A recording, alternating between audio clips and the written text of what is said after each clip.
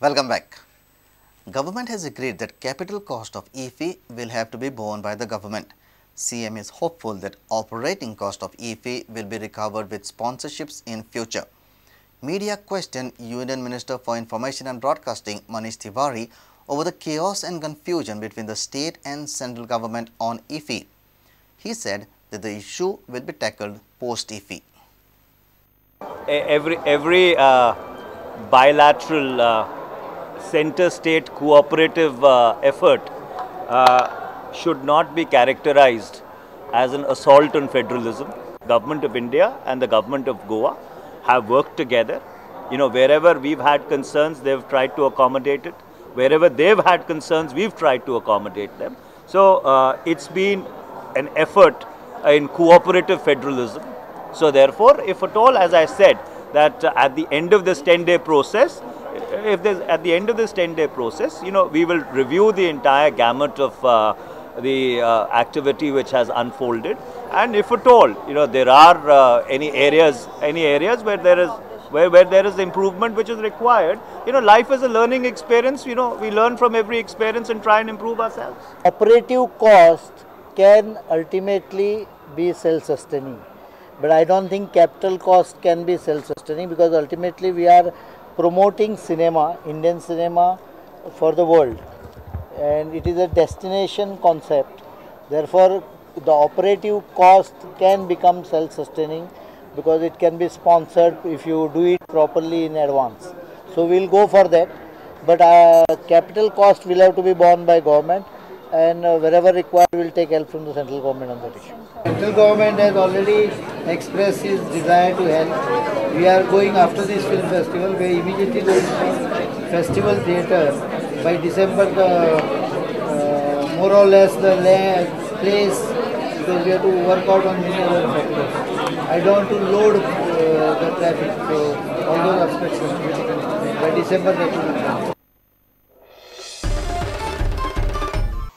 The High Court of Bombay at Goa has observed that payment of money as fine cannot be a substitute to contempt of court. The court has observed this in a contempt matter against Mormugao Port Trust. The High Court of Bombay at Goa on Wednesday observed that payment of money as fine cannot be substitute to contempt of court.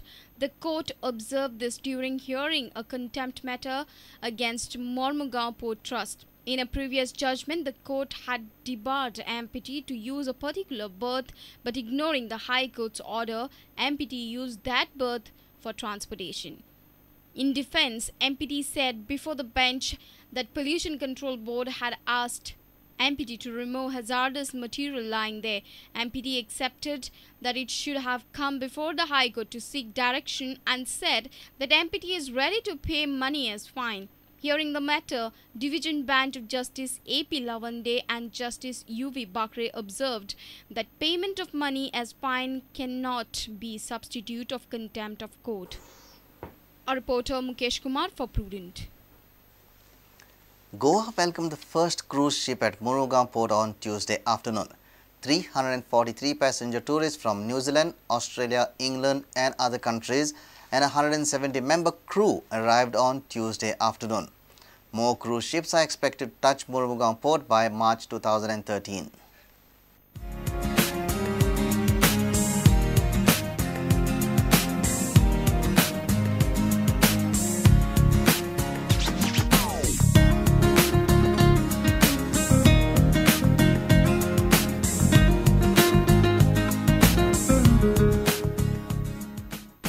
The length of the ship Aegean Odyssey is 115 meters with a speed of 16 knots.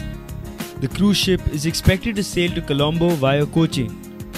MPD Chairman P. Marapandian welcomed the passengers. The tourism department displayed handicrafts at a few stalls. Traditional folk dances were also performed.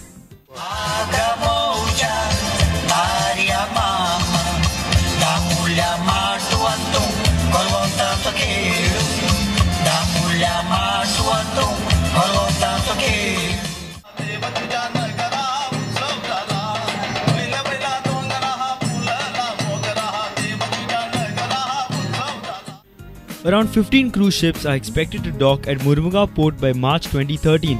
MPT is expecting Clipper Odyssey, and Ida Diva on Thursday and Friday respectively, carrying 1,874 tourists.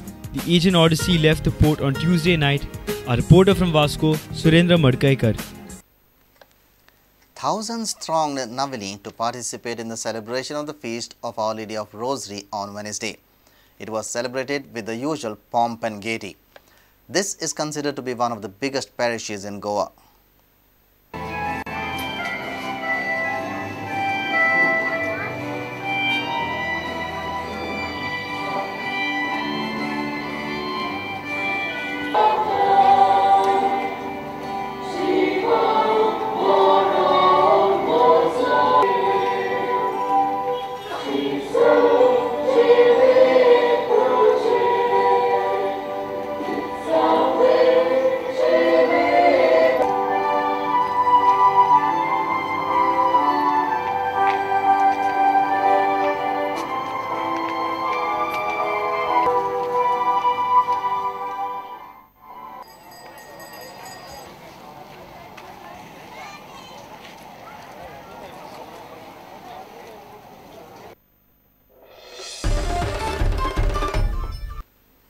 Let's take a short break. Stay tuned.